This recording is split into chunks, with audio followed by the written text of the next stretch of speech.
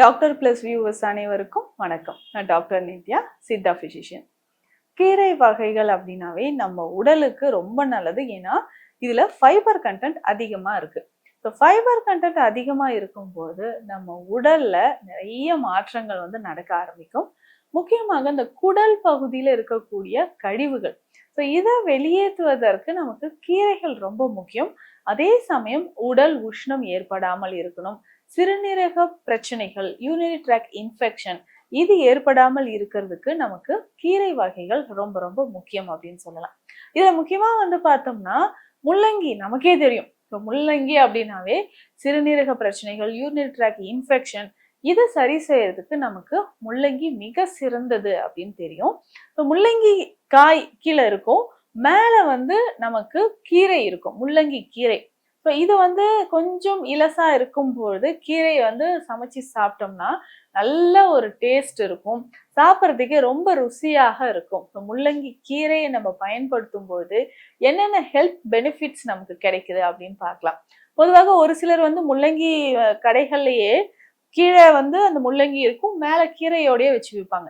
இன்னும் ஒரு சிலர் கீரை விற்கிறவங்களாம் பார்த்தோம்னா தனியா அந்த முள்ளங்கி கீரை மட்டும் தனியா வச்சுட்டு வித்துட்டு இருப்பாங்க.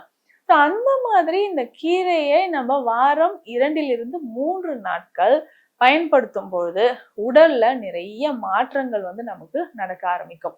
மாற்றங்கள் அப்படின்னு சொன்னா நம்ம உடல்ல பல வகையான நன்மைகள் உண்டாகுது. நன்மைகள் அப்படின்னு சொல்லும் பொழுது உடல்ல இருக்கக்கூடிய பேட் கொலஸ்ட்ரால் லெவல் நமக்கு குறைய ஆரம்பிக்கும். ஸோ இது ஃபர்ஸ்ட் பாயிண்ட் அப்படின்னு சொல்லலாம். இப்போ பேட் கொலஸ்ட்ரால் லெவல் குறையும், குடல் பகுதியில இருக்கக்கூடிய கழிவுகள் நமக்கு வெளியேற ஆரம்பிக்கும். இப்போ குடல் கழிவுகள் வெளியேறும், அதே சமயம் மலச்சிக்கல். நிறைய பேருக்கு இன்னைக்கு இந்த கான்ஸ்டிபேஷன் அப்படின்ற ஒரு பிரச்சனை இருந்துகிட்டே இருக்கு.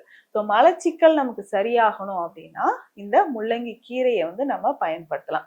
ஸோ இந்த முள்ளங்கி கீரையை நம்ம சூப் மாதிரி பயன்படுத்தணும். தினம்தோறும் நம்ம நல்லா கொதிக்க வச்சு முள்ளங்கி கீரையை அதனோட கொஞ்சம் சோம்பு, சீரகம், பூண்டு, இது சின்ன வெங்காயம் இது எல்லாமே சேர்த்து நல்லா நம்ம பாயில் பண்ணணும். இப்போ பாயில் பண்ணிட்டு அந்த சூப் மாதிரி அதை வடிச்சு குடிக்கும் பொழுது உடல்ல நிறைய மாற்றங்கள் நடக்க ஆரம்பிக்கும். இப்போ இந்த முள்ளங்கி கீரை சூப் ஈவினிங் டைம்ல, ஸோ மாலை வேலைகள்ல நம்ம குடிக்கும் பொழுது உடல்ல, அதாவது காலையில நமக்கு ஃப்ரீயா மோஷன் போறதுக்கு, வயிறு நல்லா சுத்தமாகிறதுக்கு நமக்கு பயன்படுது. ஒரு சிலருக்கு யூரினரி ட்ராக்ட் இன்ஃபெக்ஷன் இருந்துகிட்டே இருக்கும், சிறுநீரக பாதை தொற்று.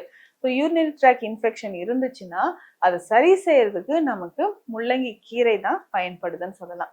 ஸோ அடிக்கடி யூரினரி ட்ராக்ட் இன்ஃபெக்ஷன் வருதுங்க, சிறுநீரக கற்கள் உருவாகுதுங்க, ஸோ இதை சரி செய்யறதுக்கு நமக்கு முள்ளங்கி கீரை ஒரு அருமருந்து அப்படின்னு சொல்லலாம்.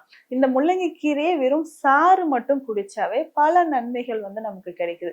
உடல் உஷ்ணம் தணியும், சிறுநீரக பாதை தொற்று, அதுக்கப்புறம் மலச்சிக்கல் தொந்தரவு, பிளட்ல இருக்கக்கூடிய டாக்ஸின்ஸ் குறையறதுக்கும் இந்த முள்ளங்கி கீரையோட சாரை நம்ம பயன்படுத்திக்கலாம்.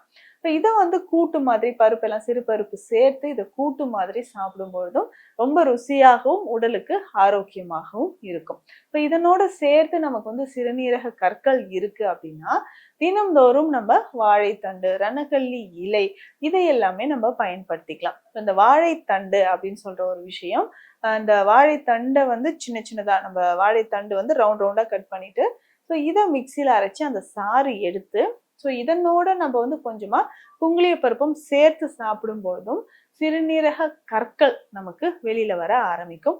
அதே மாதிரி அதிகமான உடல் உஷ்ணம் இருந்தாலும் இந்த மாதிரி நம்ம பயன்படுத்தலாம். ஸோ அப்போ இந்த வாழைத்தண்டுல நம்ம கொஞ்சம் கொஞ்சமாக சாறு எடுத்து குங்குளிய பருப்பும் சேர்த்து நம்ம சாப்பிடும் பொழுதும் உடல் உஷ்ணம், சிறுநீரகம் தொடர்பான பிரச்சனைகள் இது எல்லாமே நமக்கு குணமாவதற்கு வாய்ப்புகள் இருக்கு. இப்போ தொடர்ந்து இதை நம்ம பயன்படுத்தும் பொழுது கொஞ்சம் கொஞ்சமாக நிறைய மாற்றங்கள் நமக்கு உண்டாகுது. சரி, இதற்கு அடுத்து நம்ம என்ன பண்ணலாம்?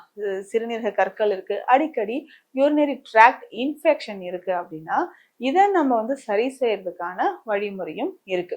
யூரினரி ட்ராக்ட் இன்ஃபெக்ஷன் இருக்குன்னா தினம்தோறும் நம்ம சாப்பிடக்கூடிய உணவில சின்ன வெங்காயம் சேர்த்துக்கணும். இந்த சின்ன வெங்காயம் அப்படின்னு சொல்ற விஷயம், ஒரு 5-6 சின்ன வெங்காயத்தை எடுத்து நெய் கொஞ்சம் எடுத்துட்டு நெய்ல நல்லா லேசா வதக்கிட்டு இந்த சின்ன வெங்காயத்தை நம்ம சாப்பிட்டுக்கிட்டே வரணும்.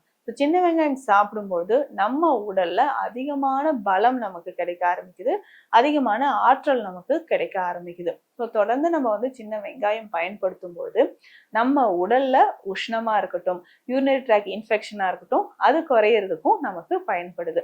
ஸோ இதனோடயே சேர்ந்து சித்த மருத்துவத்தில் நமக்கு கிடைக்கக்கூடிய நீர்மூழ்கி கஷாயமோ, யானை நெரிஞ்சில் குடிநீரோ நம்ம பயன்படுத்திக்கலாம்.